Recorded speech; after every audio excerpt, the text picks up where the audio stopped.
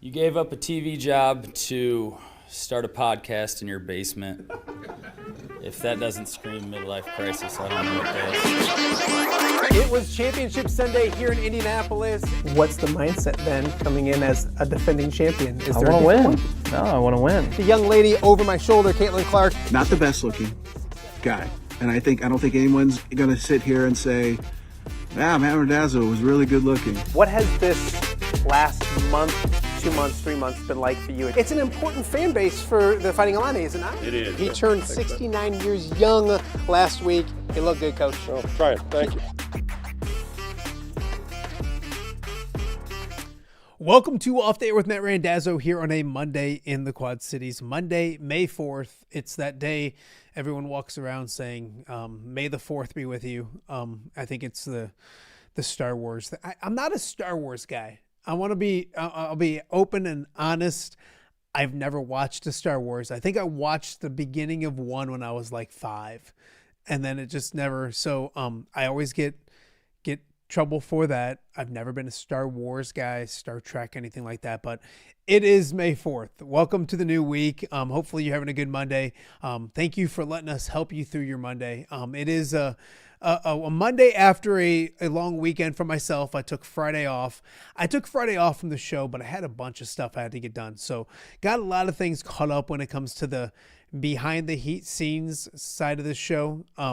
Believe it or not, we don't have a payroll of dozens here up in the loft. So got some good things done. Enjoyed the weekend. A lot of youth baseball. I believe the Randazzo family had 14 baseball games Saturday and Sunday alone, and that's without my oldest playing. So a lot of baseball over the weekend. It was a great weekend, and hopefully you guys had a great weekend as well. Back and going here on a Monday, a lot of great things to get to. If you're watching us live on YouTube, we appreciate you for that. Thank you for doing that. Please subscribe. If you have subscribed, thank you. If you have not, please do so ASAP. It helps us out a ton. Like, comment, all of those kind of things. They help us out a bunch. So thank you guys for doing that as well. We're also live on X. X has been very, very good to us as well. So those two formats, or platforms, if you will, very important to us. Please stay interactive with the show. We have a YouTube chat that goes on every single day. We have our everyday people in there that are all our everydayers, if you will, not everyday people, our everydayers that are there every day, chatting and having a good time, and stop in, ask questions for guests, comments, complaints, all those kind of things. Welcome in the YouTube chat live. So jump on there and be interactive with the show as well. It always makes it a lot more fun for us as well. We are also available on all your podcasting platforms as well. Spotify, iHeart, Podbean, Apple, wherever you get your podcast, put in Off the Air with Matt Randazzo. Listen to the show. The weather's getting nice. You're going to be out doing yard work, cutting grass, going for runs, working out, all those kind of things. You can download the show and listen to it on whatever platform you check out podcasts. We appreciate that. The podcasting numbers are doing very well. We appreciate that. So I always say, and I mean it, might as well listen to me. You don't have to look at me. You can listen to me. That makes life a lot more fun. So a busy Monday. We have a baseball jam-packed show for you today. A lot of baseball. It's that time of year. Everything is, for the high school and college, everything's hitting the home stretch. The Cubs are good. We're not going to talk a lot about them, but the Cubs are good, which is fun as well. But a ton of baseball to get to on today's show. Coming up in a matter of moments, it was a big weekend in Iowa City. Iowa and Illinois, baseball-wise, with a 3-game series. It was Iowa beating Illinois two of the 3 games. The voice of the Iowa baseball team, John Leo, will join us in just a matter of moments to talk about that series, that rivalry as well. Of course, the Iowa-Illinois rivalry, always big here in the Quad Cities. It's been even bigger in recent months. Obviously, the two schools, Iowa and Illinois, playing to go to the Final Four this year in basketball. They don't play every year in football. Back playing this fall, thank God. That'll be a ton of fun. So a lot to get to with that rivalry, Iowa baseball, what Coach Heller's done with that program, 15 years, I believe, now at the University of Iowa. So John Leo coming up in a matter of moments. We'll also stay with the college baseball theme after that. Last week we talked to Tony Huntley, head coach of the St. Ambrose Fighting Bees. The Bees were the regular season CCAC champions. They went on the road, conference tournament this past weekend, winning it. So they'll head to nationals for the first time since 2017. I think the 5th time in school history. So congratulations to the Bees. We'll talk with Tony Huntley about a special weekend up in Joliet, I believe, coming up a little bit later on in hour number 1 of the show. Hour number 2, we're focused on high school baseball. It's a great time of year. The stretch run, we've hit that. The postseason right around the corner. A lot of great conference races going on, milestones, all those kind of things. We'll talk with Moline's Craig Shiml coming up in hour number 2. The Moline baseball team, 10-0 in the Western Big Six. They've clinched at least a share of the conference championship. They'll have 4 games to claim it outright, if you will. So we'll talk with Coach Shiml here in just a little bit about the Moline baseball team and a little bit more as well. So he's coming up in just a little bit, the 20th time in program history that Moline has captured at least a share of the Western Big Six Championship. And then after that, it was a historic week for Rockridge senior standout pitcher Carsen Dekeyrel last week. On Thursday, he set the school all-time strikeout record. The Rockets also undefeated in their conference. They're 18-5 overall. So we'll talk with Carson about his achievements, the record out at Rockridge, a really good program, historically really good program. So quite the honor for him. What other records may be in his sights? And then about the Rockridge basketball. We'll get there. Not football, not basketball. The baseball team and how they hope to go into the postseason with a lot of momentum and do some really good things as well. So a ton of baseball to get to on today's show. Before we get going, we do want to mention and thank everyone. It's the graphic. Don't go to the QR code. It's done and over. But the Chuck Long charity auction, once again, a huge success. It ran April 23rd to May 2nd, so it ended on Saturday. We raised a ton of money for kids that need it right here in the Quad Cities. So we thank you. Viewers of this show were instrumental. Viewers and members of the Hawkeye Report community, Tom Kakert and company and what they do, really instrumental as well. So I wanted to give everyone a huge thank you. If you went to the auction and looked, didn't get anything, didn't buy anything, didn't change money, no money changed hands, but you took the time to go look, thank you, because it was a successful week for the Children's Therapy Center of the Quad Cities. So thank you guys once again for doing that. We really do appreciate it. A few notes for this week coming up. We are going to have some really fun guests coming up. On Wednesday, we will have Central Michigan head coach, former Bettendorf standout, former Hawkeye, Matt Randazzo, one of the best young coaches in all of Division I football, from our own backyard. Time of year gives us a chance to have some fun, have some really fun guests on, great conversations, different features and all those kind of things as well. So we plan on doing that through the month of May. Gosh, it's May. I almost said April. Through the month of May and June. July, of course, this is the John Deere Classic. You blink and it's August and football season is here, and we're rocking and rolling with those kind of things as well. We will do our show from Iowa Football Media Day in early August. That was a bunch of fun last year. We will do that once again this year as well. So I think that kind of wraps up all the housekeeping and those kind of things as we get ready for a busy show here on Monday. A lot of baseball to get to right here on OTA. So let's start our show full of baseball by talking to the voice of the Iowa baseball program. John Leo joins us off there with Matt Randazzo. A good weekend. First and foremost, thank you for doing this. I appreciate it.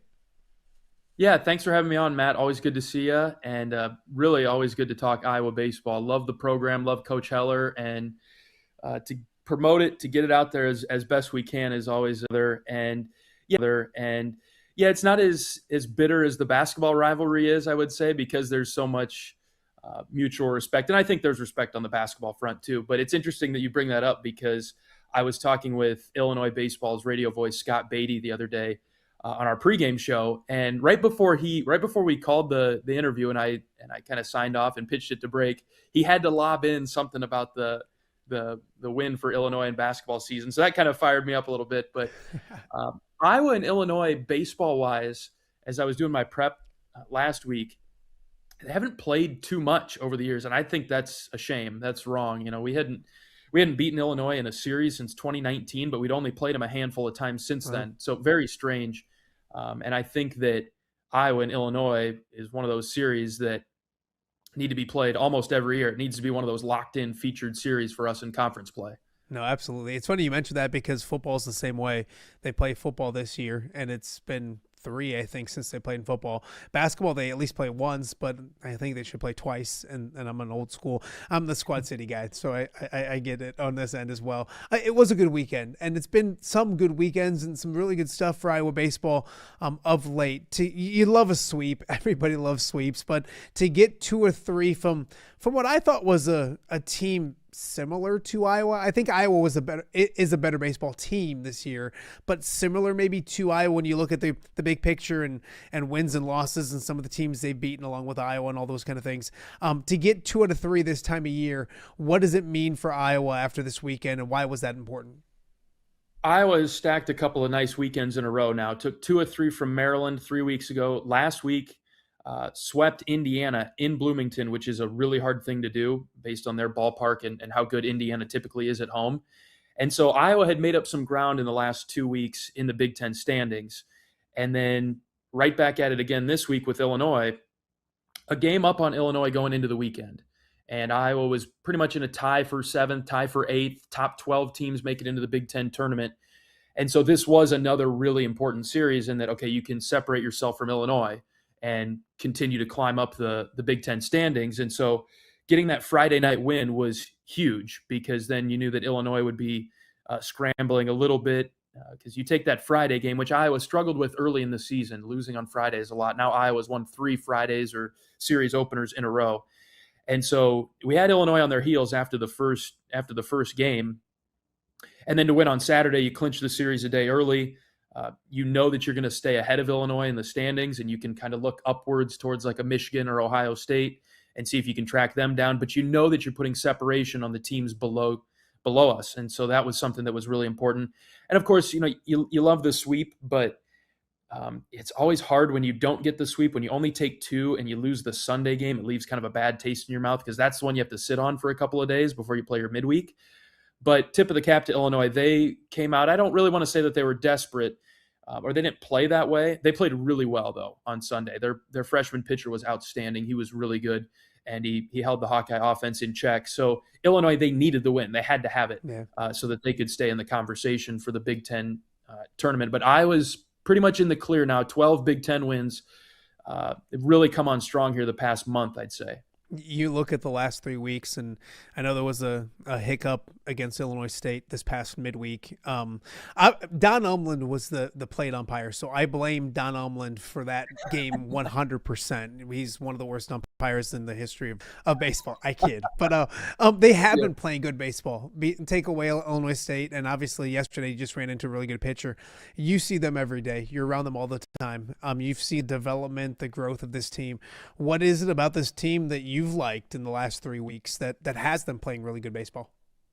Well, it's exactly that, Matt, because at the beginning of the year, there were a lot of questions. I mean, we replaced so much pitching from last year. We had Obermueller and Savary and Buter. We lost all 3 of those to the draft or to graduation. And then we lost a couple of bullpen pieces, too, that we thought maybe would stick around or help us. Anthony Watts was one of them. He ended up getting drafted, so we lost him, lost more bullpen arms to graduation. And so we were replacing everything on the pitching side of things and then bringing in a ton of freshmen. So we were really young on the mound, so we're going to see how that would work. And they have gotten better. I'm not sure that Coach Heller has them where he would like them at this point of the season, but they have gotten better, and we've figured out now who can go where on the pitching side of things. Started conference play after spending the first 3 weeks on the road, went right to Penn State, tough place to play. It was cold the first week of March. We won 2 out of 3 there. Anytime you win a road Big Ten series, good deal. Stumbled at Michigan State, though, the following weekend. So we opened up 2 weekends on the road in a row in the Big Ten. Lost 2 of 3 to Michigan State. And that's probably a series that Iowa really would want to have back, because I think Iowa is a much better team than Michigan State, but the Hawks didn't play well that weekend. Only won 1 game there. Came home and played UCLA, who's the number 1 team in the country and hasn't lost in the Big Ten yet. They have just a couple losses on the season. And so if you snapshot it then, it's like, Iowa doesn't have a very good team. Well, we started on the road, which is tough in the Big Ten, as it is for basketball and football, as we know. And then you played UCLA. Okay. So Coach Heller did a great job keeping them on track. And a lot of the messaging, as you noted, I'm with the guys most of the week. But Coach Heller, he noted to them, he said to them, hey, we just got to stick to the process, because it'll come through. We'll start to turn around. And as he has been in his 39-year coaching career, he's been right. Had a trip up at USC, also a very good team out of the Big Ten in LA. They lost once at home this year. We didn't win a game out there. Other than that, though, Iowa has taken care of business for the most part against the other Big Ten schools, and they've stuck to the process. They've done what the coaching staff has asked them to do while trying to figure things out and grow. I was talking with Coach Sutherland after the game yesterday, and he said, some of the best things about the funny line is that the best thing about freshmen is that they turn into sophomores eventually. And I think we're getting a couple of freshmen this year that are growing at a pretty rapid rate and are helping us out now. So the growth has been good. The position player side of things, the veteran core, we just said goodbye to 14 seniors yesterday. We've got a few more games left, of course, but a big senior core that has led this team for a number of years now. And I think we're in the right direction here down the stretch. John Leo, the voice of Iowa baseball, joining us on Off the Air with Matt Randazzo. You look at it and you talk about what's to come, and that Big Ten tournament seems safe, and go there, play, see what happens, all those kind of things. There is some games left to be played in Nebraska this upcoming weekend there. A really cool thing that's been going on, Principal Park, Purdue the week after that. Rest of the regular season wise, obviously you want to stockpile some wins, improve seeding, all those kind of things. What's the goal these last couple weeks of Big Ten play? And that Principal Park stuff is a ton of fun. I think it's a really cool thing that Iowa baseball does. Yeah, starting with Principal Park, this will be the first time that we're playing a Big Ten team over there. And so that will have serious implications. Purdue is having one of their best seasons in probably 10 years. They're really good. They're in the top 5 in the Big Ten right now. And so that'll be a really tough series. Usually you don't think of Purdue as having a good team. Yeah. But they are very good this year. And so we're looking forward to that. Purdue might be playing for something a little extra by that point too. They're in the regional talk, the postseason NCAA tournament talk. And so we'll see what Iowa can do in that regard. This upcoming week at Nebraska, who has spent a lot of the season at number 2 in the Big Ten. They just got swept at Ohio State, which surprised everybody. We figured, okay, maybe Ohio State could take one, but for Ohio State to sweep Nebraska, that was a big deal. And so you're going to be getting a pretty inspired Nebraska team now this weekend, who, of course, would, that you want to talk about rivalry. Iowa-Nebraska baseball rivalry, pretty significant. Yeah. Tough place to play. They'll be fired up. They get about 6,000 plus at all their games. I think they're sold out the rest of the way. So the atmosphere will be incredible for Nebraska. It'll be tough for the Hawks, but I'm sure that Coach Heller will have them ready to go.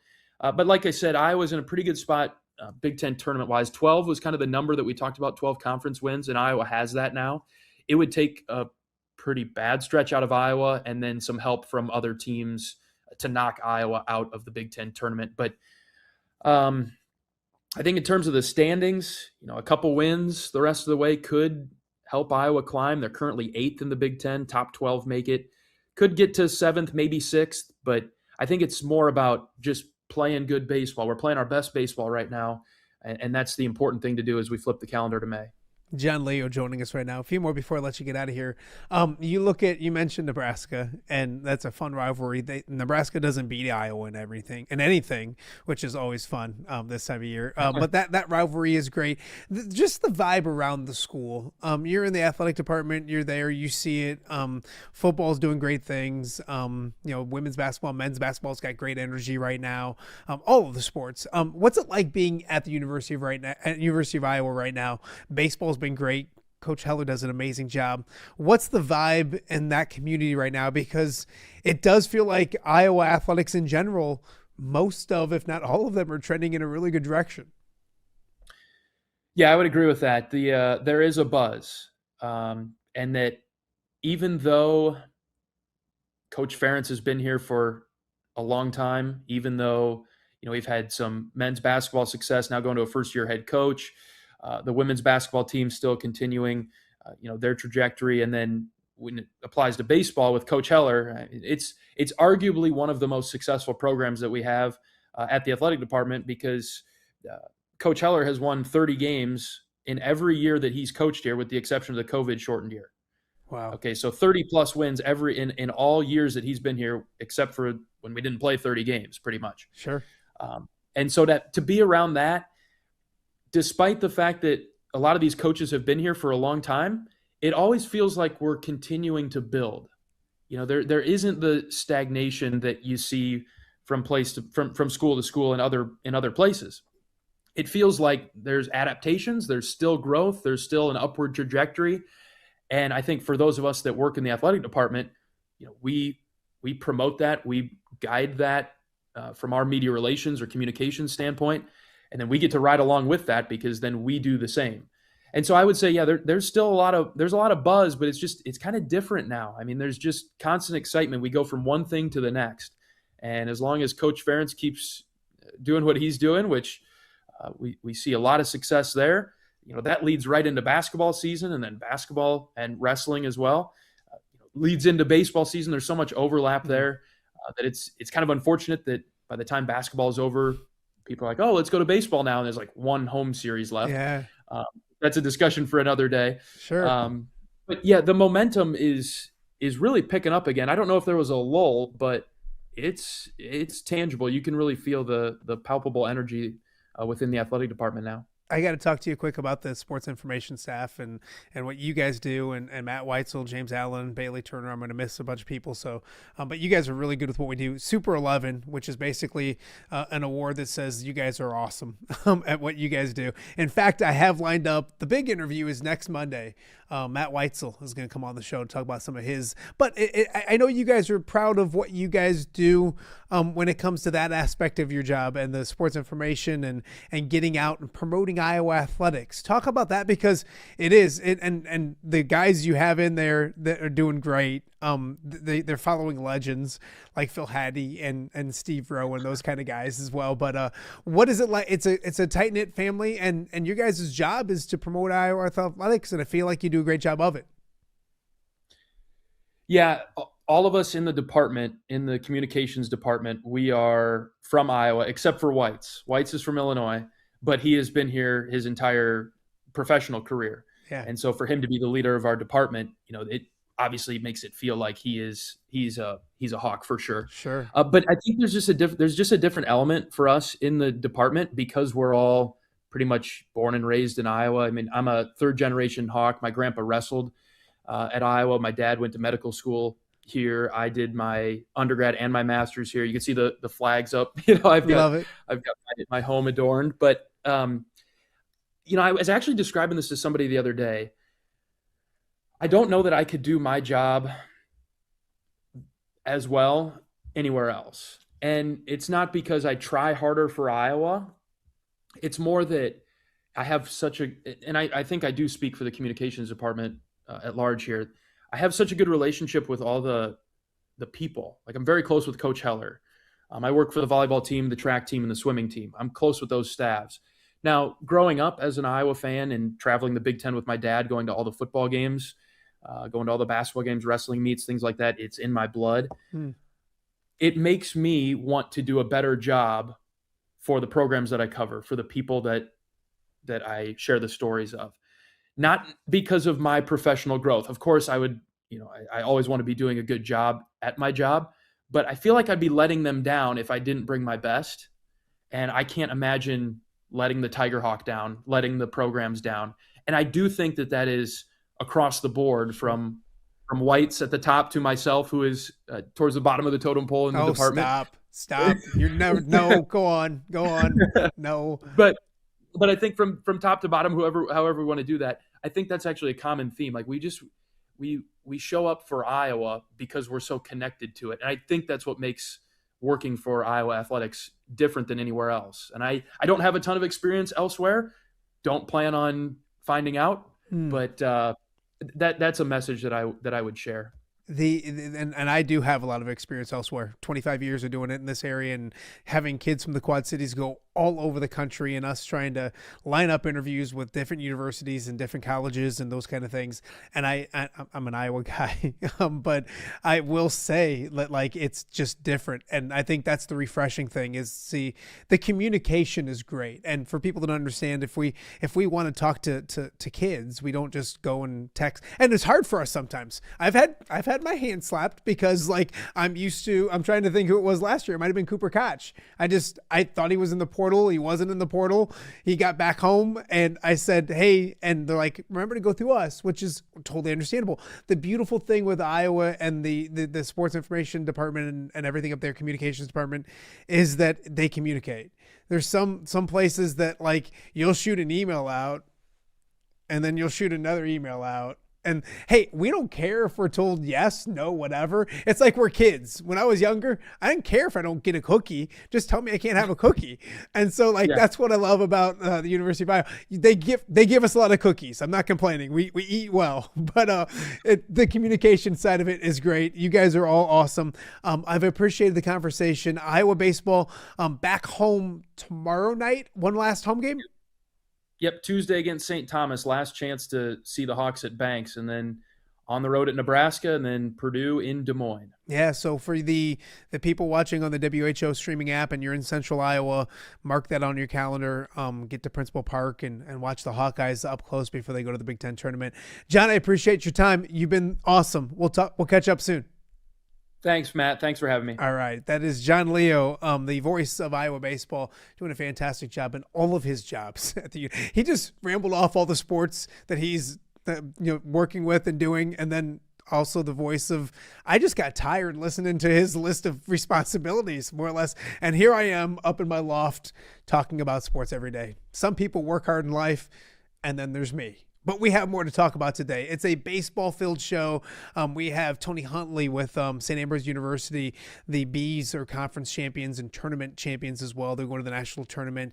We have Craig Shiml coming up here in a little bit as well. Moline head baseball coach. The Maroons are the Western Big Six champions. Shared right now. See if they can win it outright tonight. Carsen Dekeyrel, a whole bunch more coming up. It's a baseball-filled Monday right here on OTA. We'll be right back. All right, be honest. Are you craving Hungry Hobo again? You know, that fresh sliced meat piled high on those amazing sandwiches, hot off the grill chicken and steak with all those delicious toppings, the biggest and best selection of baked potatoes, or simply some waffle fries dipped in cheese. Well, now that Quad City favorite is even easier to get. Download the Hungry Hobo app today. Order ahead, skip the line, and earn rewards all at the same time. There's Double Points Monday and exclusive specials as well. With 12 locations in the Quad City area, it's Hungry Hobo. Now even easier to find, but still hard to resist. Rafferty Funeral Home, dedicated to serving families in the Quad Cities since 2007. Hi, welcome. Here, come on in. An experienced staff plans each service to reflect the unique life and legacy of your loved one. Rafferty Funeral Home is proud to serve our community with dignity, respect, and compassion, helping you to celebrate your traditions and lasting memories no matter your faith, culture, or budget. Rafferty Funeral Home in Moline. Call today to discuss prearrangements.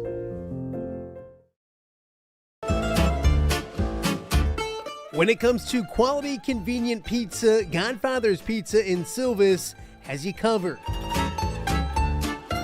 Featuring a beautiful dine-in area, delivery, and a carry-out window. Godfather's Pizza is that pizza you grew up with, not a convenience store. You see, at Godfather's Pizza, the dough is made fresh daily. That mozzarella cheese is shredded fresh and never frozen. And those toppings are abundantly piled high each and every time. Locally owned and operated since 2010, Godfather's is a huge supporter of local athletes right here in the Quad Cities. So come on by and check them out at 1211 Avenue of the Cities in Silvis. Order online at godfathers.com and reunite with that same delicious pizza you grew up with. Welcome back to Off Day with Matt Randazzo here on a Monday in the Quad Cities. It's a baseball type of Monday here on OTA, talking a lot of baseball, college level, and of course the high school level as well. It's that fun time of year. We've hit the home stretch of the baseball season on the Illinois side of the river. Conference races are up for grabs, and in some cases nearly done. The Moline Maroons in the Western Big Six set a perfect 10-0 in conference play. They've clinched a share of that Western Western Big Six title, but nobody likes to share anymore. Our head coach, the head coach of the Maroons, Craig Shiml, joins us right now on Off Day with Matt Randazzo. First and foremost, young man, thank you for doing this. Technology is not always fun, but we figured it out, didn't we? Yeah, thanks for calling me young man. And that figures the old guy can't get it to figure out, but I appreciate you having me on. I figured you guys sent Harding to UT that you guys could figure things out these days, but sometimes he just lingers. Between the two of us, we couldn't figure this thing out. We always had help from Shannon getting through college, so we could use her help doing one of these too.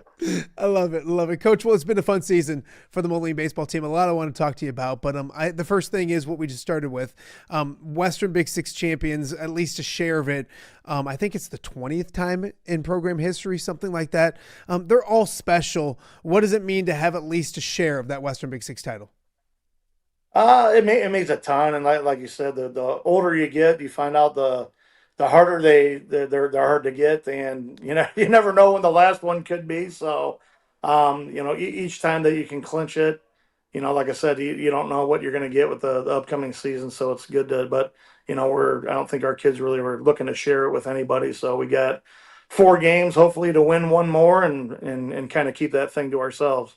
You look at it, and it's such a good conference, and what I love about the conference when it comes to, and of course I'm biased, but baseball, softball, basketball, football, all the sports, is that they know each other really well.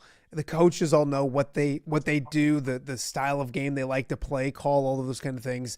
Talk about the Western Big Six, because it's not just a good baseball conference, but it's a bunch of good baseball minds. And I got to be careful because I'm including people like Jake Scudder and Thomas Smith in that equation. I don't want to give them too much credit. But every Monday and Wednesday you're going to get a battle. What's it like in the Western Big Six? We do. I mean, if you would look at the season, just our season in particular, we've had, 2 or 3 extra inning games. We've had a bunch of 1-run games throughout the league. I've a ton of respect for all the coaches and the programs in the league, and what they do. But you do know, baseball, if you've got one good guy on the mound, you've got a chance any day to win a game. And our pitching has been really good this year. So I think that's probably kept us in games. We've been pretty good defensively, and I had some timely hits. I wouldn't say we're a great offensive but we've come up with some really, really timely hits. We've had a couple walk-off wins. So we've had, we're 10-0, but we honestly, we could be sitting at this right now the way, things have played out. But again, it's every week's a grind. You've got great coaches, great players in the league. And, we expect the same thing here these next 4 games. Coach, you mentioned it. I wanted to talk to you about an identity of this team, and you kind of gave it a little bit because, baseball, it's if you throw strikes, pick it up, get some timely hits, you can win a lot of baseball games. Easier said than done sometimes. Take me through an identity of this team, and is that kind of maybe a blueprint for you guys? Good pitching, pick it up behind them, and get some hits when you need. Talk about the identity of this team. Yeah, that's really what it's been. We've been pretty resilient this year. We've had a ton of injuries too, so we really haven't had what we feel is probably our full lineup yet. But we've had, Nolan Ducey with a couple walk-off home runs this year.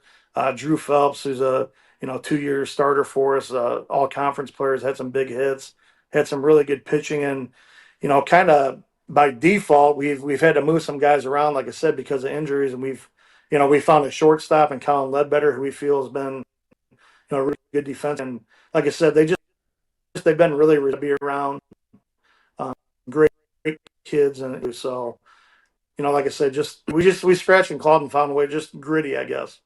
Absolutely. Craig Shiml from Moline joining us on Off Day with Matt Randazzo.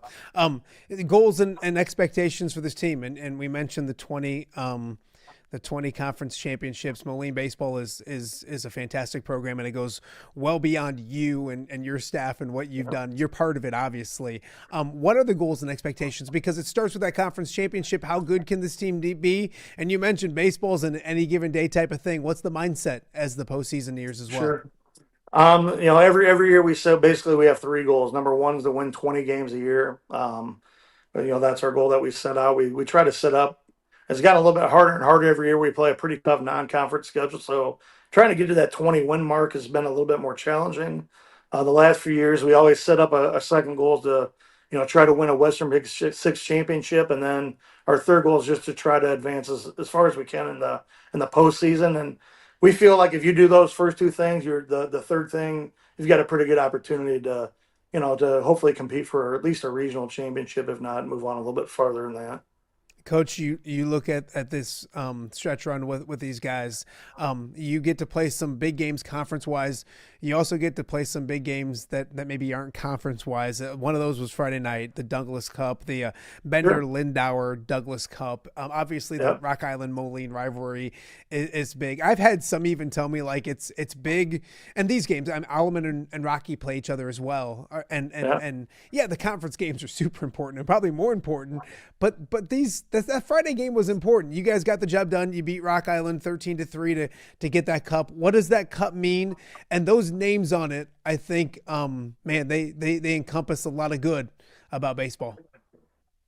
For sure. I mean, those two coaches that you said right there, Coach Lindauer and Coach Bender, were, if you had a Mount Rushmore of Western Big Six baseball coaches, those two guys would definitely be on it. And, the Douglas Cup, it's a fun night. I mentioned something earlier. It's really our closest opportunity for baseball with so few teams that have lights. They have a Friday night lights type of feel. And I thought we had a pretty good crowd down there the other night. We typically do every time that we play that game. And, that in that game in particular, we felt like we've blown some pretty big leagues the last few times that we played Rock Island in that game. So we got up pretty big in the fourth inning, and a kid stole a base. I'm like, you know what? We're not worried about making friends down here tonight, because we certainly the last few times have lost some big leads, and we weren't going to take any chances the other night. But it's a fun game. Friends at Douglas Park, Kevin Corrigan does a great job there trying to promote high school athletics and amateur athletics. So a lot of kudos to him and that group that have tried to make that event happen. Yeah, and obviously historic Douglas Park. My son played down there for a tournament or two in travel ball, and it was just like, Dad, that was cool. So I think just being under the lights and playing in that environment is a ton of fun as well. Coach, I was doing some homework before we got on today and trying to. I mean, I think it's 15 years with you at Moline, and I kind of asked you about it before we started, and you almost did a double take. Does it seem like 15 years? Kind of talk about that, because in today's day and age of coaching in general, but high school coaching and all those kind of things, it's a great accomplishment. What were your thoughts 15 years into being a head baseball coach at Moline? Oh man, it's flown by. When you said years, it's crazy to think about that it's been that long. It really has gone by fast, but I don't take for granted the opportunity that I've had. I mean, I'm coaching at my alma mater. I'm coaching, following a coach with Coach Lindauer, who established such a great program. But in order to do that, you have to have great people around you.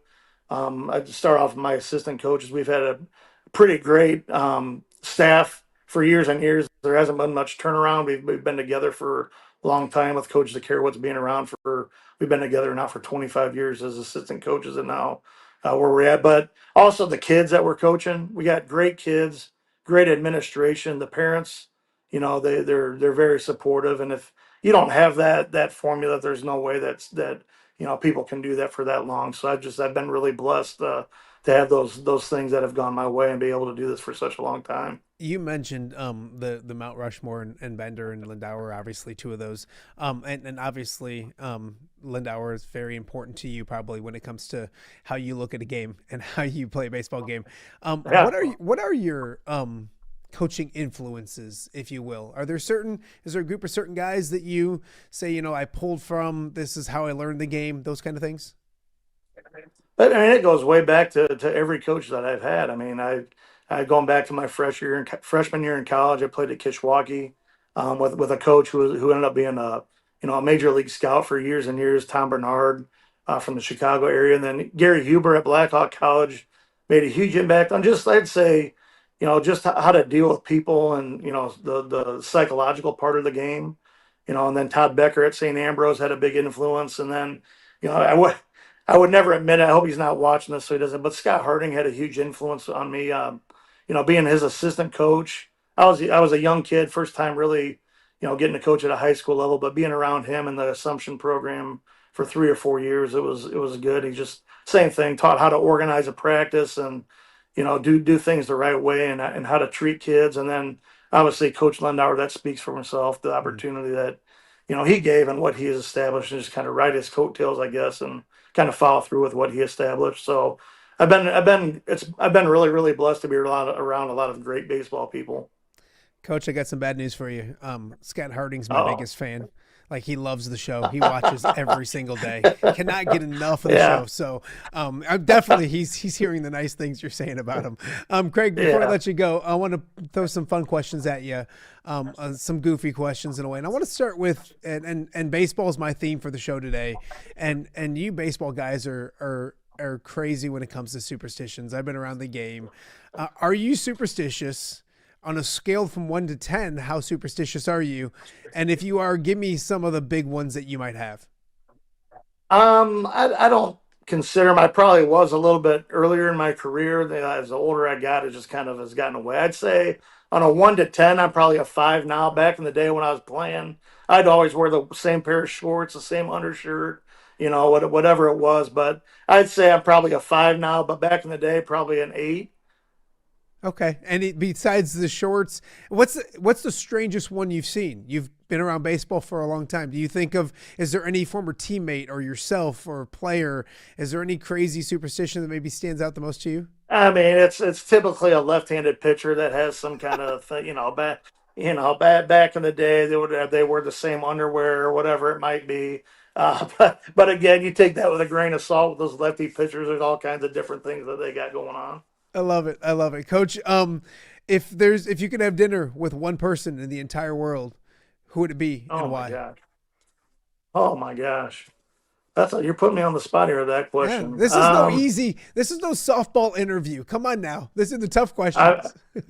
I mean, I gotta keep this. I mean, my wife. I gotta keep her happy at home. So I'm gonna throw out there and I'm gonna go the safe route and say my wife. That's a smart man. Are you if you weren't coaching baseball? I know you're a sports guy. If you weren't coaching baseball, what sport would you have wanted to coach for the last 15 years? You know what? I really enjoyed coaching basketball at the middle school level, and felt like I enjoyed doing that. I coached girls in basketball at John Deere for about 15 years. So I really enjoyed the pace of the game, basketball, and I think I would enjoy doing that in some sort of capacity. I love it. Last one for you. I'm a foodie. Favorite things. What's your favorite meal? Favorite place in the Quad Cities or at home or whatever? If you get to have that favorite meal, what is it? Oh man, you're coming to the fat guy for that question here. I got all kinds of places I like to eat. I mean, if I'm going out, I'm probably going to get to a Texas Roadhouse, but at some point during that night, I'm going to get to Whitey's and get a shake or something. Yes. Now you got me hungry. Lunch can't come quick enough. Coach, I appreciate it.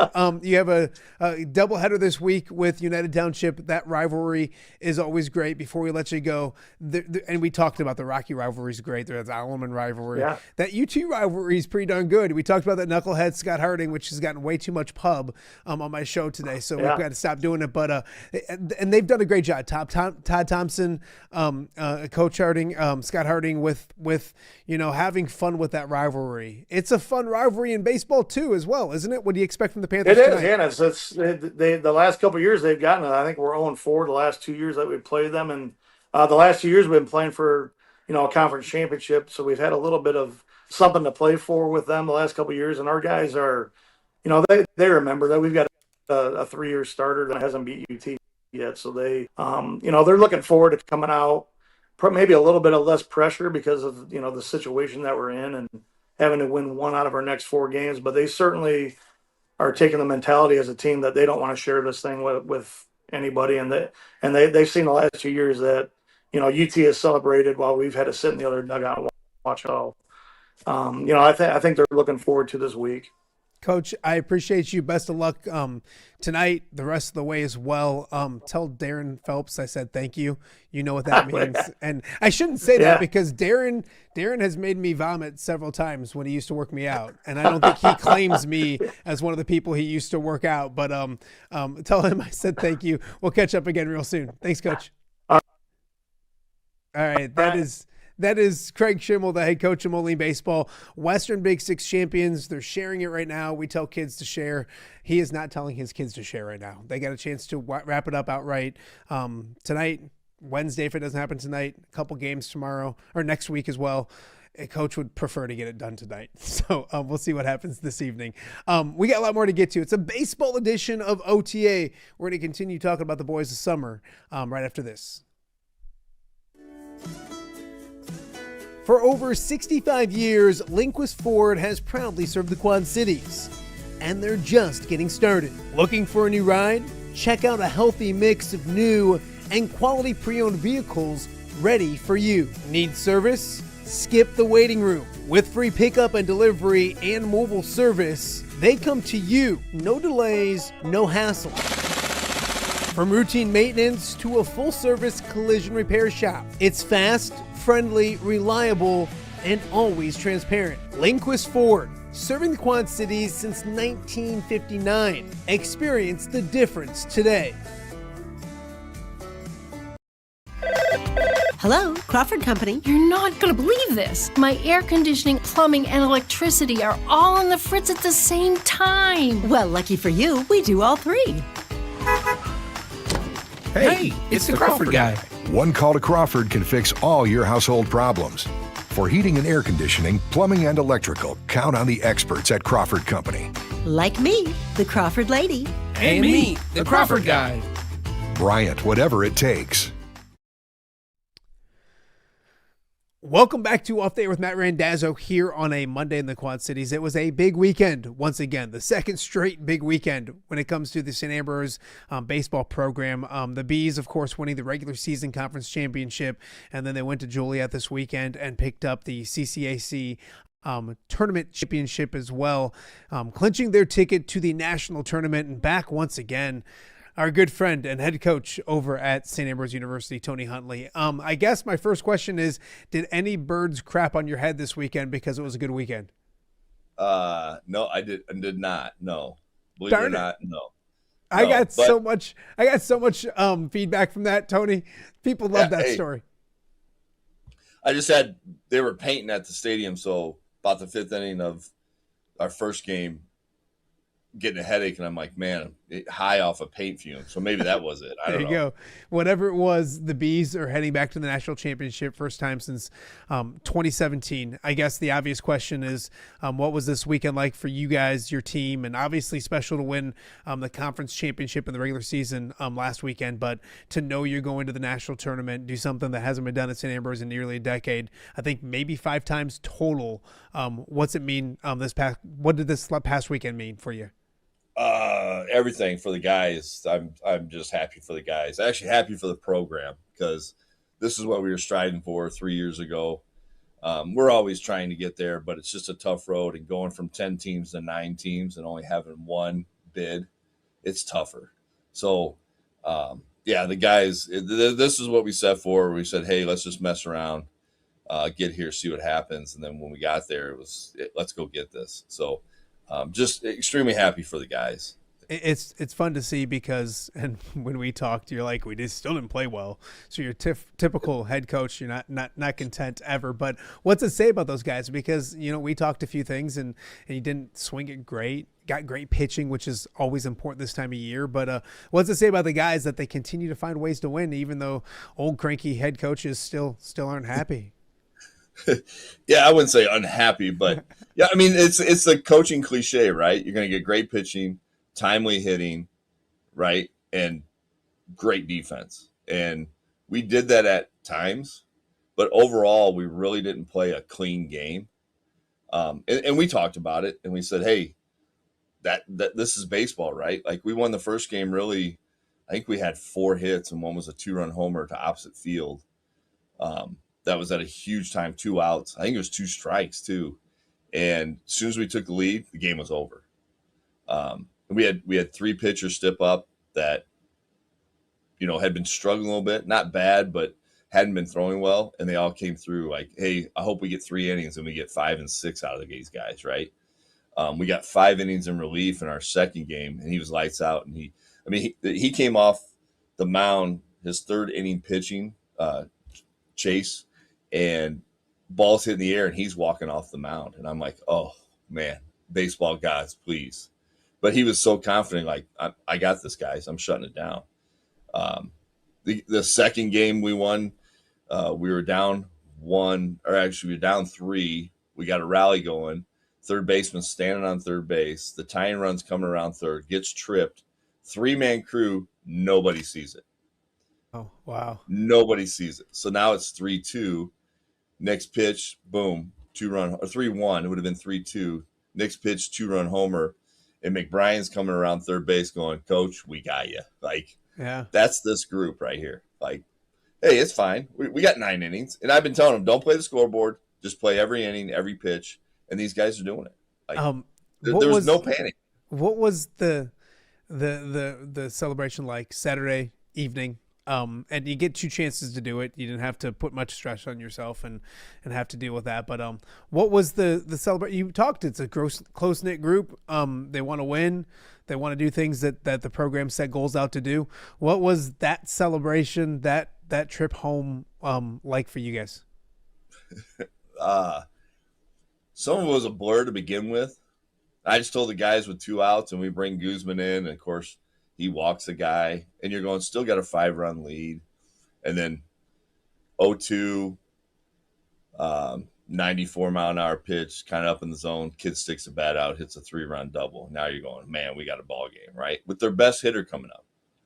And ground ball, 0-2 again, 1 hopper back to Guzman on the mound, and the game's over, right? And I'm just telling everybody, nobody get hurt, nobody get hurt. And literally, we're shaking hands in the dugout and look up, and they're already dogpiling. Like, yeah, it was great. I mean, the guys were never panicked. A little excited with 1 out in that 9th inning, and I'm like, man, nothing's ever easy, boys. There's never a 1-2-3 9th inning, never. And they were ecstatic. It was great. I mean, I said we do this for the kids. And what they've endured this year with 5 different home fields, one outdoor practice, one.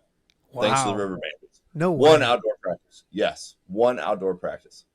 Like, we took infield every away game. Like, some teams don't take in and out.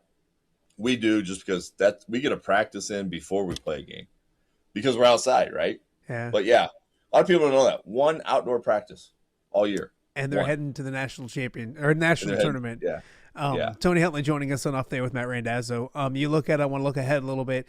Don't know anything about opponents, seedings, all those kind of things. I like that a little bit. Give you a chance to breathe, to enjoy it before you get to move on. I think that happens Wednesday around 4:30, something like that. Yeah, I think it's 4 o'clock. And what do you do to prepare? Obviously, you'll find out teams and all those kind of things moving forward. But what's this week like for you guys? And obviously, this is the goal, to be able to be busy and to be playing baseball still and all those kind of things.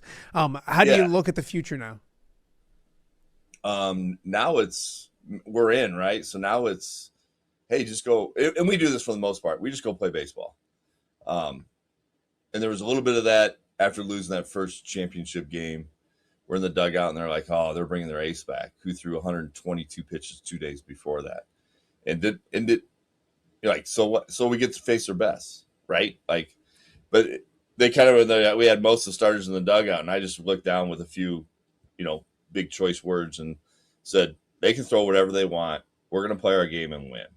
And it was like, yeah, let's go. So this week is, we had yesterday off. We got in at 3:15 in the morning on Sunday. We left the hotel. There was some prom activity going on in our hotel. And it just said, hey, I asked the bus driver, can you get us home safely? And she goes, oh, yeah, I'd rather drive at night. The guys were a little bummed at first, but then realized, man, we're home. We have all day Sunday to celebrate, which they did. We'll have a little team meeting today and then get back at it Tuesday. The anxiety now is where we're going to go, because we find out Wednesday, and if it's far away, like Florida, Georgia, Idaho, we could be leaving Friday. So, it's just that kind of relaxed. Now you just play, right? Mm-hmm.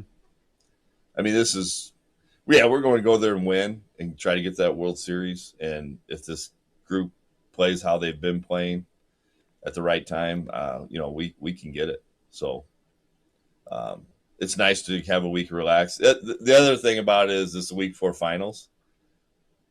So I told the guys, hey, Monday we got to get everything in a row academically because we're going to be gone during finals.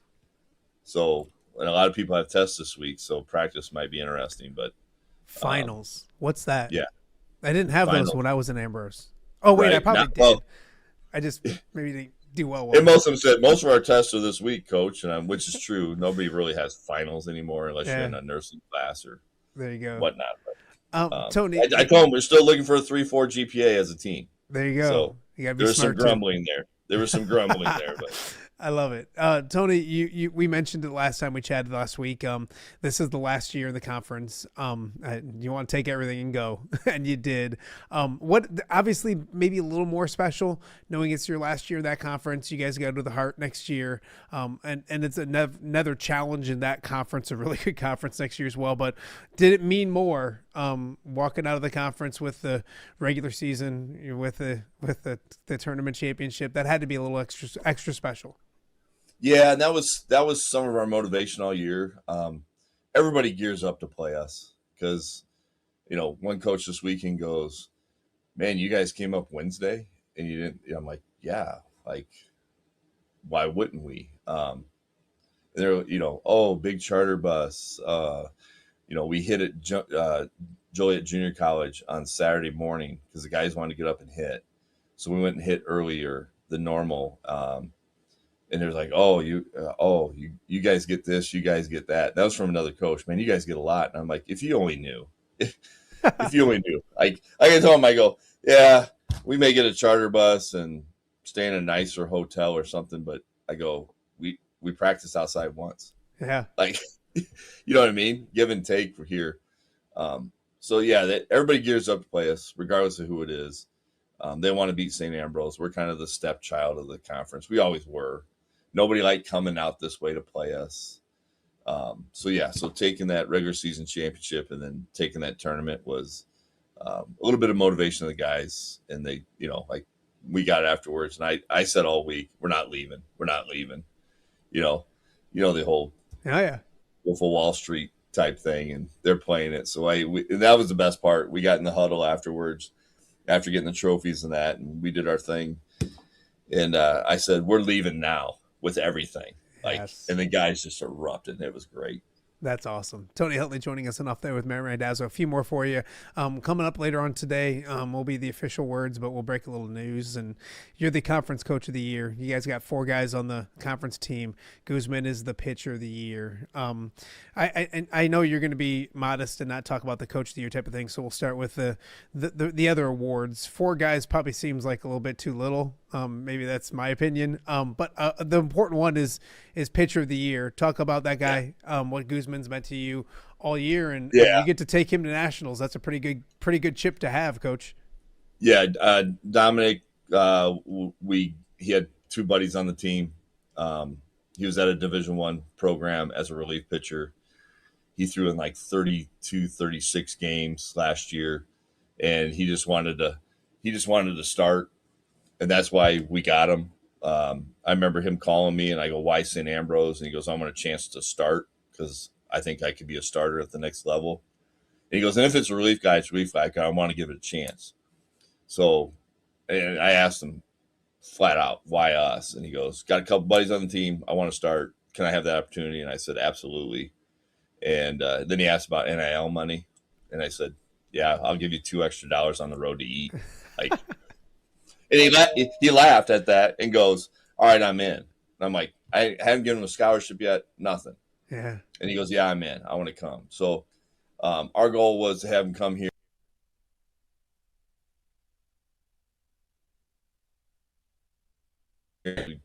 Best chance to get into at the next level, and he's done everything right. Like I said last week, he's helped our freshmen in the weight room. He's helping other pitchers.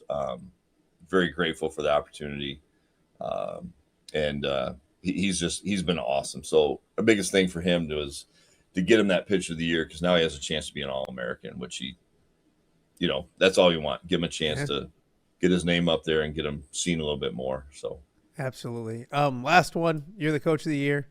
I know you like to look at it as staff of the year, which is a perfect way to put it. But personally though, wise, you've been doing this for a long time, and 30 years the head coach, but doing a lot of the heavy lifting along the way.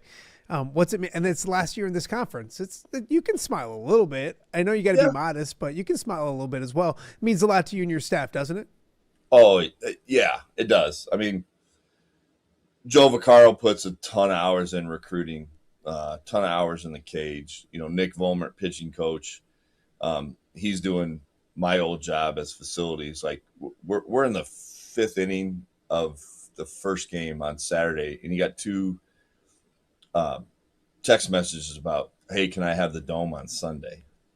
You know what I mean? And he looked at me and I go, don't answer that. Like, if they don't know we're playing now, then they don't need to have an answer. And he was like, and then Joe erupted and, like, we're fighting for something here, and and that's part of the job. I had that too. I'd answer phone calls in the dugout when I was doing facilities, but those guys put a ton of hours in. I put a ton. I'm doing laundry right now, like it was last week. It's that little gratitude that, man, we do this for the kids and we get recognized a little bit. So, like I said, it's great to take a lot of hardware in that last year in that CCAC. Well deserved. We earned it, and I kept telling them nobody's going to give you anything. Go take it, and we took it. So I'm just grateful the guys put us in that position for us to get that. No, I love it. Hey, go do well this week. Next week, I should say. At least this year, unlike 1996, you'll have pitchers and catchers with full eyesight. That, I think, is going to be a plus heading into the tournament as well. 96, T. That's a long time ago, man. It seems like it was yesterday, right? It does. Actually, I threw something out on the X or Twitter, wherever the heck it is now, with both plaques. I mean, I got them both right here. This is what it's about right here. Got both of them. Hold on, those they didn't change them at all. Like they the same. No, okay, I got what you're saying. I thought one of them was the 96 one. They got you. Yeah. I thought you had the 96 one somewhere. I don't, man. Don't worry about it. Don't worry about it. No. I thought you were putting up the 96 one and that one. I was like, there's no way they look the same. It's probably the same. I mean, they don't change nothing. Why do the plaques look the same, but we don't look the same? Why is that? Right. Yeah. Gray hair. Right. No, but I sent a picture of that out, not only for this team, but everybody that's come through this program. Yeah. I mean, it started way back when, and a lot of people know this. Baseball was the first program at St. Ambrose. Oh wow, no, I didn't know that. Yeah, I got the picture sitting in my office.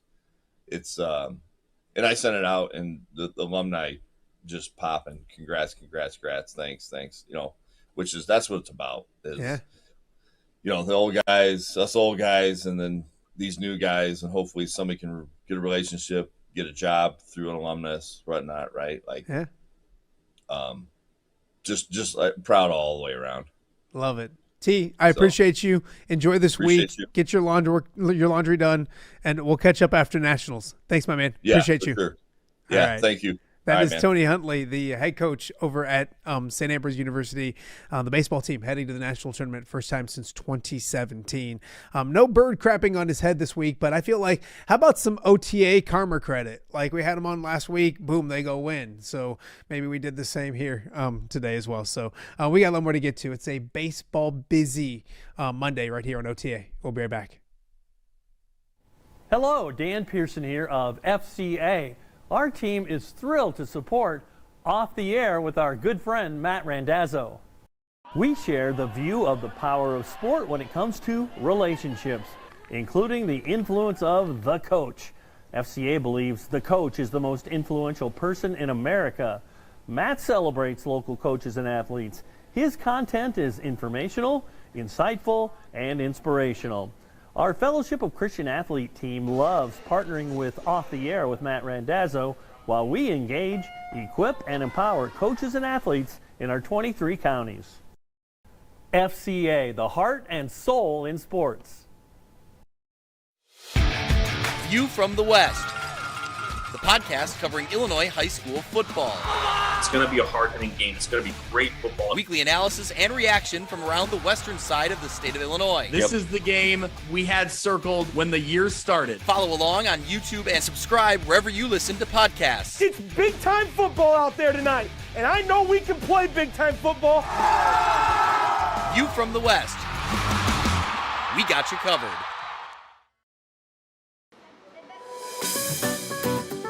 Are you looking for the Quad City's best chips and salsa? There's only one dude to turn to. Right on. Snoop. Hand-cut chips, fried fresh with that crunch you've come to love. And the most addicting salsa with delicious fresh ingredients each and every time. Pick up your chips and salsa, queso, enchiladas, and much more at the Stern Center in Rock Island. To place your order, simply call the man himself. It's Snoop at 309-314-8197 and find out for yourself what the rest of the Quad Cities already loves. Welcome back to Update with Matt Randazzo here on a Monday in the Quad Cities. It's a baseball themed show because it's an exciting time of year. College baseball hitting the postseason, high school baseball hitting the stretch run as well, with a lot of great things going on. Obviously, on the Illinois side of the river, there's conference champions being crowned, conference races heating up. There's also seniors doing special things and reaching pretty special milestones, and that includes at Rockridge High School. On Thursday evening, Rockridge beat Riverdale 10-0, and their starting pitcher, Carsen Dekeyrel, set a school record with his 224th strikeout of his career. And joining us now to talk all about it is Carsen Dekeyrel, senior at Rockridge High School. Carson, first and foremost, thank you for doing this. Congratulations, young man. That's been a fun week. Yeah, thank you. Thank you for having me on. Absolutely. Well, I guess we'll start with the obvious question. It's a rich and storied tradition out at Rockridge High School with the baseball and the program that is. You're now the all-time leading strikeout performer pitcher for the Rockets. What does that mean to hear? It means a lot to me. Not as a player, but as a mentor, having kids coming into high school, looking at the record book. I know when I was a freshman, I went and looked at the record book, saw the record. I was like, I want to break that. And ever since then, I pushed myself to break that. And I hope that these freshmen and these upcoming freshmen go and look at the record books, look at my name, and say, I want to break that record.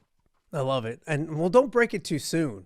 Let's keep it for you for a little while. Take me to Thursday night. Obviously, you probably knew, knowing that you walked into the high school and saw it on the board and said, I want to break that. I'm assuming you kind of knew you were getting close. Take me going into Thursday's game. How close were you, and what was your mindset coming into the game? So yeah, I knew I was going to break it, or I at least thought I was, because the week before we played Monroe's, I came in and I had 9 strikeouts. I was going to start the Monday against Riverdale, and I would have needed 11. So the 9 really helped me there. And coming into school, I knew that I was going to start that day, and I knew I was 3 strikeouts away from it. And I was either 2 or 3. I don't remember, but yeah, I knew it coming into the season that I was close. My grandma, she would jot down how many strikeouts I had and everything, and I'd always have to correct her. She'd be one off. In your favor or not in your favor? Was grandma? Not in my favor. Oh, she's shaving. She's shaving it for you. I don't get that, Grandma. Come on now. Well, take me through that at bat, because you probably get close to know that that's and obviously you're going into every at bat trying to get an out. You're not trying to strike out everyone, although you do strike out a lot of batters. It gets to 2 strikes. What goes through your mind? What are you thinking about at that point? Be honest, young man. On a real note, I was thinking about what I was going to eat for dinner that night. No, you weren't. But yeah, I was. I'm up there. It's a running. Which was? What did I eat? I ate Buffalo Wild Wings. Okay, so it's a 2-strike count, and you catch the ball, and you think, I'm hungry? Explain this Yeah. to me. It's a running joke on the team. Like I always tell them, like one of the coaches was like, what do you think about when you're out there?" I was like, "I don't really know. I don't think at all. Like I'm always up there thinking about food or like what I'm gonna eat after the game." And I'm like, "Yeah." I was like, "Yeah, I was pretty hungry, so like I wanted food." I love that. You just said you don't think at all. I think your dad would probably agree with you when saying that. I think he would agree. You look at it, Carson, and you get that strikeout. You know it's the one. You figured out what you're having for dinner. You break history. What goes through your mind at that point? Are you thinking dessert, or are you at least thinking baseball at that point? No, at that point I'm thinking baseball. I thought my grandma was gonna jump out of her chair. Or my mom, but my dad was on the foul line. I don't know what he was doing, but no, I thought that I didn't think that Chisholm was gonna come out, or at least I thought someone was gonna come out at least. But he called time. He walked out to the mound. Everyone like crowded around me. Everyone in the dugout came out of the dugout, and I was like, "This is a surreal moment." And then Tanner Dye like kind of gave me a hug, and like I was like, "Wow, like this is real life now." I love it. I love it. And the beautiful part about it is you're still rolling. What's it at right now? That was 2 or 3 for the game. That was 224. I don't think you stopped at that point. What's it at right now? It's at 231. Okay, that's a nice night. That's a very nice night in a shortened game. I think it was a 10-0 victory. Take me through the thought process of yourself as a pitcher. Obviously, pitchers love striking people out. It's awesome. It looks good. All those kind of things. Describe yourself as a pitcher. If someone doesn't know the scouting report on Carsen Dekeyrel, what would you say the scouting report is? I'd say Tunnels his pitches very well. He can work backwards. Curveball is his best pitch. Sit back on the fastball because I usually run it up to, I don't know, 85, 87. I'm hoping for 89 towards the end of the season. But yeah, I'd say attack early. Don't let me get to my off speed. Don't let me get to my curveball changeup because I had like 4 strikeouts on my curveball and like a couple with my changeup. That's a good. I was going to ask you how you would work against you or face yourself. That's a good scouting report. Carsen Dekeyrel from Rockridge High School joining us in Off the Air with Matt Randazzo. I know you're individual. That's a beautiful thing, and the records are awesome. I know you like winning baseball games, and team aspect is very important to you.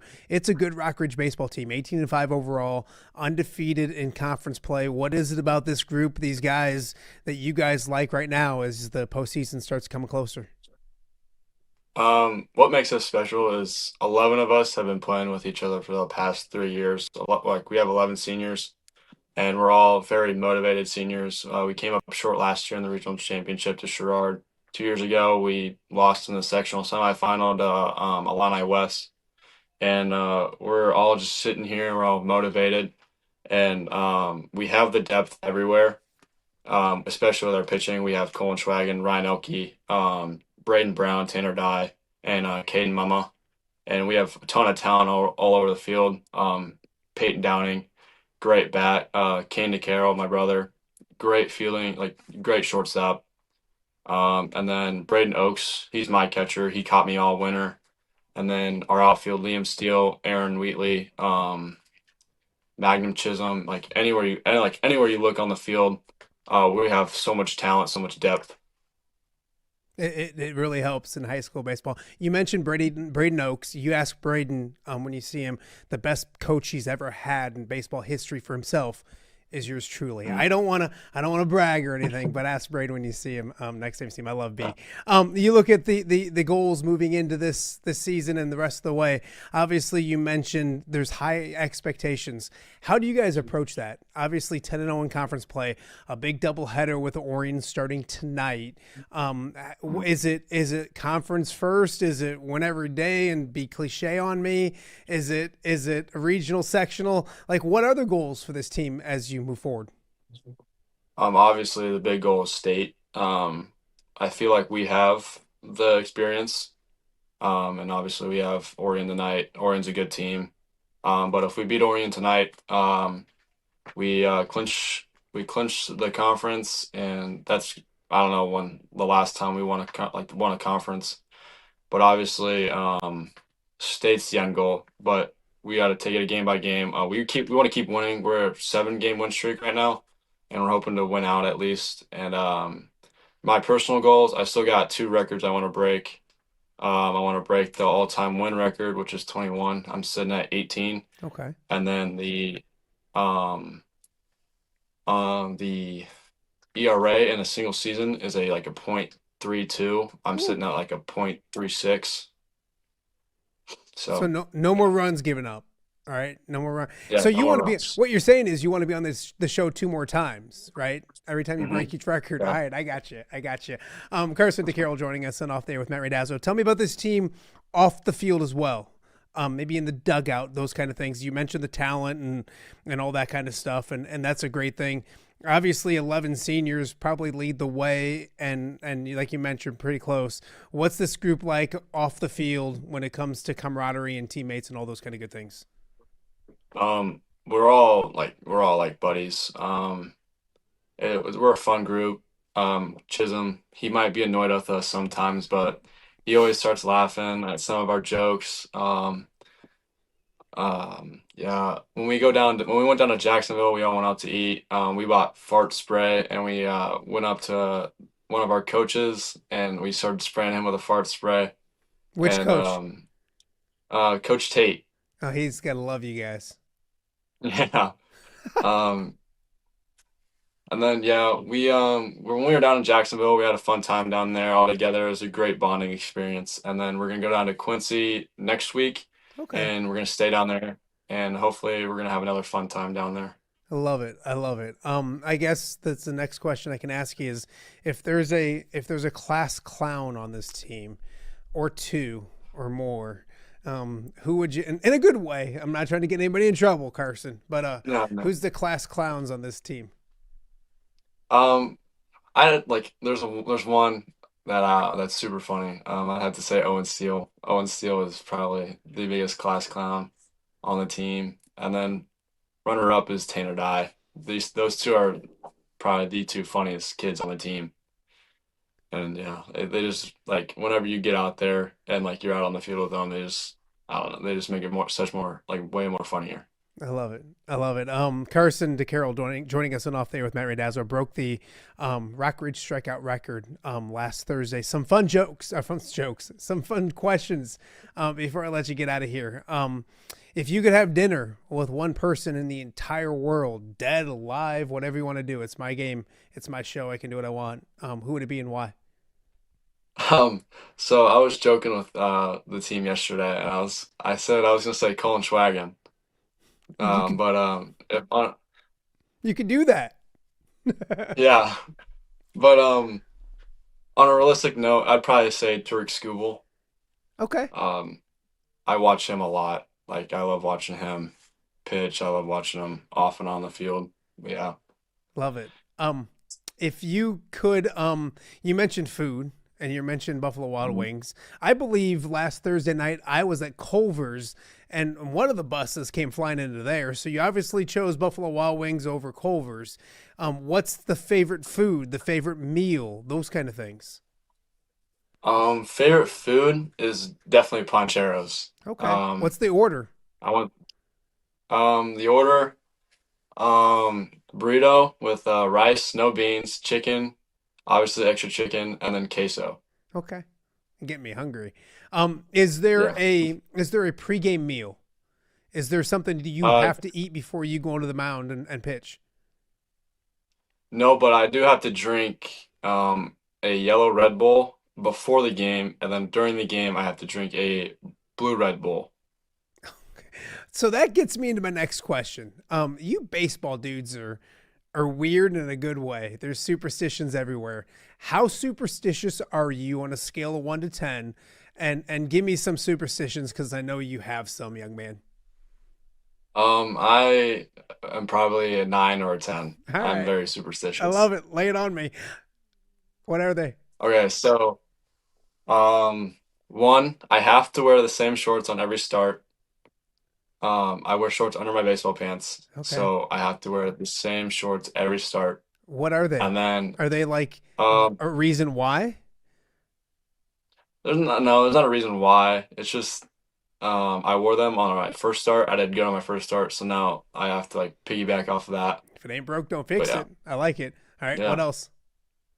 I have to let's see. I have to obviously drink the Red Bulls before the game. And then I have to take 2 ibuprofen and then 1 Advil before the game. And then I have to take BioFreeze and I rub it on my arm and I rub it on my shoulder. And then after that, I have a set order of how I warm up. I do my band stretches and then I do my leg stretches, hips, and then my arm. And then after that, I get into my weighted balls. And then after that, I go throw a football. I go about 90 feet. And then like when I'm done with football, I throw that to the side. I get out of softball. I go 90 feet with softball. And then after the softball, I go to baseball. I don't really throw the baseball when I'm not warming up, like on the mound. But yeah. And then I'm probably like 45 feet with a actual baseball when I'm playing catch. But then after that, I go back in the dugout. I have a seat where I have to sit after every inning. I have to come out the same way every inning, and I never touch the foul line. That's a good one. So, yeah. I know a lot of that's exhausting, Carson. Just listening to your superstitions is exhausting. You put Braden through that the whole time? Is he catching footballs? Yeah, he's catching footballs. He's catching softballs. Right. He gets mad at me. I can only imagine. Softball. I can only imagine. But hey, Yeah. if it ain't broke, don't fix it. That is for sure. Before we let you go and get out of here, you're playing college baseball next year as well. Obviously, that's exciting and obviously dream come true. Talk about the future. You mentioned running it up there, 85, 87, want to get to 89. What's the just talk about the future. Obviously, playing college baseball is something that's important to you. Obviously, I'm going to Southeastern Community College to play there. Coach Schulte is a great coach. Like every story I've heard, he's a great coach, great person. He'll teach you life lessons. He won't only teach you baseball, but he'll teach you life lessons. Ton of guys that I know that went there, they said he is a awesome guy, great coach, and it's gonna be an awesome when I go down there.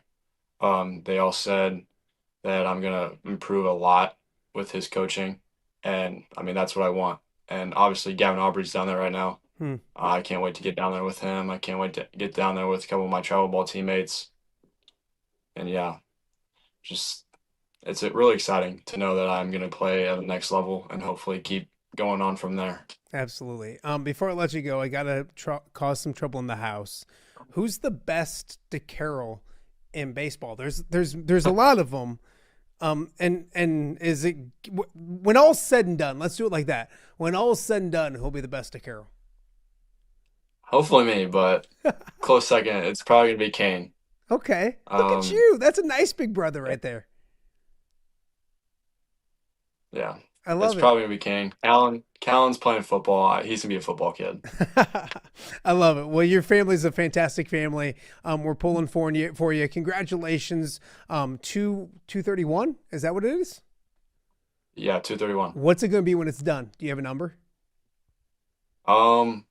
Hopefully we make it far enough for me to be able to reach 300. But realistically, probably 270, 265. I love it. Well, keep on striking people out. Keep on being crazy. Slap Braden Oaks when you see him for me, and we'll catch up with you soon. Thanks, buddy. All right. Thank you. All right. That is Carsen Dekeyrel, Rockridge's all-time leading strikeout pitcher, and obviously the Rockets playing really good baseball. A big game, a big doubleheader this week with Orion. Orion playing good baseball right now as well. And the postseason, as we mentioned, right around the corner. We're going to continue a very busy baseball-heavy edition of OTA on a Monday. We'll be right back. For over 65 years, Lindquist Ford has proudly served the Quad Cities, and they're just getting started. Looking for a new ride? Check out a healthy mix of new and quality pre-owned vehicles ready for you. Need service? Skip the waiting room. With free pickup and delivery and mobile service, they come to you. No delays, no hassle. From routine maintenance to a full-service collision repair shop, it's fast, friendly, reliable, and always transparent. Lindquist Ford, serving the Quad Cities since 1959. Experience the difference today. This summer, light the fuse on something bigger than fireworks. It's red, white, and you at the John Deere Classic. July 1st through 5th with world-class golf and 4th of July energy you can feel. Wednesday is Youth Day and kids 15 and under get in free with a paid adult. After golf, concerts on the course rocks the weekend. Carrie Underwood, headlines, and All-American 4th of July celebration. A baseball program, John Leo. Excuse me. I got a frog in my throat. Where's my water? Of course, it's nowhere to be found. Great chat with John Leo. If you missed that, go check it out. Other college baseball we had on the show, the St. Ambrose Fighting Bees are headed to the national tournament. They won the CCAC tournament this past weekend. Tony Huntley on the show once again today. We talked Western Big Six baseball. Moline has clinched at least a share of the conference championship. They're 10-0. They have 4 more chances to win it outright, and that begins tonight, I believe, with a trip to United Township. They play UT. I don't know where the game's at, but they play UT. Craig Shiml joined us on the show as well. And then the last segment, Rockridge standout, Carsen Dekeyrel, set the school record for strikeouts last Thursday in a victory. They're 18-5 overall. 10-0 in conference play. A really good baseball team. And Carson, a fun interview, to say the least. So if you missed Carson, go back and check that out as well. A lot of baseball here on a Monday in the Quad Cities, and for very good reason. Some golf to tell you about before we let you get going. The John Deere Classic adding some more big names just moments ago. Ricky Fowler, fan favorite, big name, will be back at the John Deere Classic again this year. Also, Lucas Glover, former John Deere Classic champion, will be back. Really good guy and a fan favorite in his own right. He'll be back at the John Deere Classic. And Joel Dahlman as well, back at JDC in July. Of course, we had Andrew Lehman on the show last week because Chris Gotterup is in the field as well. Max Homa back in the field as well. So we'll be chatting with Andrew Lehman a lot over the next couple weeks, maybe tomorrow. I'm going to text him after the show and see if he'll join us tomorrow. So talk about some golf and some other things going on with the John Deere Classic as well. Don't forget, last year we did the show from the tournament director's office himself. We did OTA from Deer Run last year. Excuse me. And we will do it again one more time coming up. Not one more time, but once again this year out at Deer Run, I believe. Let me do some math. The math is the math. The July 4th is a Saturday. So we'll be out there the 1st, 2nd, and 3rd. And then 4th and 5th will be out there as well, but no shows those days as well. You never know. We might hop on and do a show. Who knows? So coming up this week on Wednesday, Bettendorf's own Central Michigan head football coach, Matt Drinkle, will be on the show this week as well. Brad Heinrichs from the Swarm will be here this week as well. Several other things we're working on this week. And coming up next week, Zach Johnson right here on Off the Air with Matt Randazzo. So a lot more to get to this week and the next couple weeks as well when it comes to OTA. It's been a bunch of fun so far. Somebody asked me yesterday, like, it's been over a year. I'm like, yeah, it's nearly a year and a half. So when I can actually refer back to last year about what we were doing at this time last year, that means we've officially started to get some traction on this thing, and we'd greatly appreciate it as well. One last note. The Guy Randazzo Memorial Golf Outing is filling up quickly. We're excited about it. It will sell out. It will be filled. It will be full. And we want you to be part of it. There'll be a bunch of familiar names from the world of sports. Charles Jugasol from Notre Dame, Pat Angerer, Gary Dolphin hopefully going to tee it up as well, possibly teeing it up as well. We'll have some Iowa football players, hopefully some Iowa basketball players as well. Journey Houston, we're hoping to have her out on our our basketball hoop hole, if that makes any sense. We take the tee box on 7 and we put a basketball hoop there and give you chips and salsa and a bunch of fun. So all that, much more. Familiar faces from my former life at WQAD. So all that and much, much more coming up. June 20th, go to GuyRandazzoGolf.com, sign up there. We'd love to see you. If you can't make it, you want to be a whole sponsor, something along those lines, ways to do that there as well. Or direct message me as well. We'll get you all taken care of and figured out as well. So once again, thank you guys for watching. Off the air on a Monday, Cinco de Mayo tomorrow. Figure out a way to get Snoop in here or part of the show somehow, some way. Maybe some chips and salsa for yours truly. So a lot to get to tomorrow and the rest of the week as well. Thank you guys so much for watching OTA on a Monday. We'll see you guys back here tomorrow.